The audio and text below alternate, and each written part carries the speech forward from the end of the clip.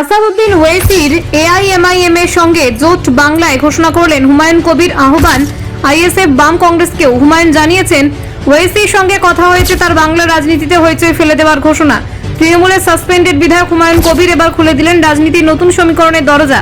সরাসরি জানিয়ে দিলেন, বাংলায় এআইএমআইএম এর সঙ্গে জোট করছি। হরিহর আত্মার মতো এক মঞ্চে আসতে চলেছেন হায়দ্রাবাদের নেতা আসাদুদ্দিন ওয়েসি ও মুর্শিদাবাদের বিতর্কিত মুখ হুমায়ুন কবির।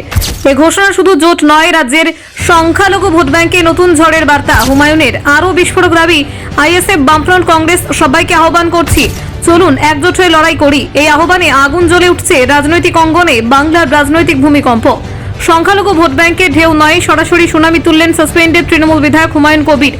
চোখ রগড়ানো ঘোষণা, বাংলায় এআইএমআইএম এর সঙ্গে ঐতিহাসিক জোট করছি। এবার পাল্টে যাবে সমীকরণ। হরিহর আত্মার মতো পাশে দাঁড়াতে চলেছেন আসাদুদ্দিন ওয়েসি এবং বাংলার বিতর্কের কেন্দ্রবিন্দু হুমায়ুন কবির। দুই আগ্নেয় মুখ এক হয়ে নামছে ভোট যুদ্ধে। রাজনীতির তাপমাত্রা এক লাফে আকাশ ছোঁয়া। কিন্তু এখানেই শেষ নয়, হুমায়ুনের বিস্ফোরণ দ্বিতীয় ধাপে আরও ভয়াবহ। সংখ্যালঘু রাজনীতিতে মহা সমঝোতার সিগন্যাল।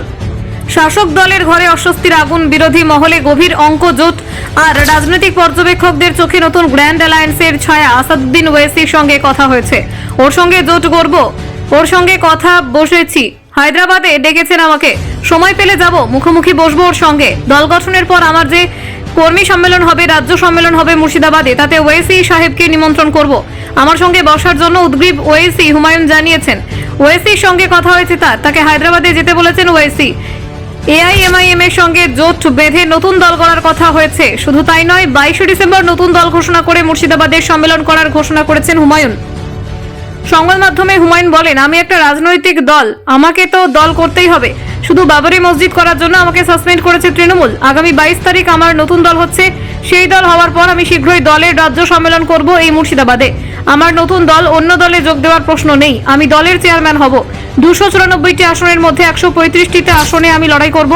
বাকি আমার সঙ্গে এআইএমআইএম এর আসাদুদ্দিন ওয়েসির সঙ্গে কথা হয়েছে। শুধু ওয়েসি বা এআইএমআইএম নয়, নওসাদ সিদ্দিকী আইএসএফ এবং বামেদের পাশে পেতে আগ্রহী হুমায়ুন। তিনি বলেন, এআইএমআইএম তো ফাইনাল, এর সঙ্গে যদি আইএসএফ আসে স্বাগত জানাবো। বামফ্রন্টের নেতারা থাকতে চাইলে আপত্তি নেই আমার, কংগ্রেসকে নিয়েও আপত্তি নেই। সকলকে নিয়ে আমার একটাই টার্গেট, বিজেপিকে বাংলায় ক্ষমতায় আসতে না দেওয়া এবং আরএসএস মার্কা মুখ্যমন্ত্রীকে ক্ষমতাচ্যুত করা।